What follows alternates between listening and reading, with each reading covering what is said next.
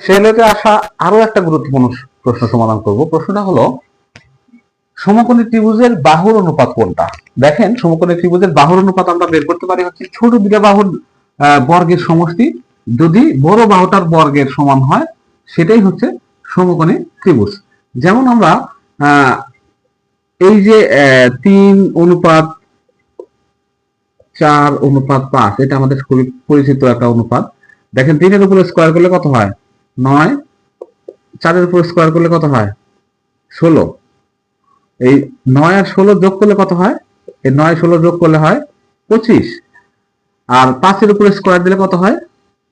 5-এর উপরে স্কোয়ার দিলেও হয়ে যায় আমাদের হচ্ছে 25। যেহেতু এদের বর্গের সমষ্টিটা এই 5-এর উপরে স্কোয়ার দিলে, মানে বড় বাহুর উপরে স্কোয়ার দিলে তার সমান হয়, সুতরাং আমরা বলতে পারি এটা একটা সমকোণী ত্রিভুজের কম্বিনেশন। কত? 3, 4, 5। একই রকম করে আরো একটা গুরুত্বপূর্ণ কম্বিনেশন আছে, সেটা হচ্ছে কি, আর একটা গুরুত্বপূর্ণ কম্বিনেশনটা হচ্ছে 13, তারপরে 12 এবং 5। এই যে দুইটা কম্বিনেশন, একটা হচ্ছে 13, 12, 5, আর একটা হচ্ছে 5, 4, 3। এই দুইটা কম্বিনেশনই পরীক্ষায় আসতে দেখা যায়। সুতরাং আপনারা এই দুইটা কম্বিনেশন মনে রাখবেন। যদি দেখেন যে অপশনের মধ্যে এই দুইটা কম্বিনেশন থেকেই আসে, তাহলে এখান থেকে উত্তর দিয়ে দিবেন। আর যদি এর বাইরে থাকে, তাহলে ছোট দুটোর উপরে বর্গ করে যোগ করবেন। সেটা যদি বড়টার বর্গের সমান হয়, সেটাই হবে সমকোণী ত্রিভুজের কম্বিনেশন।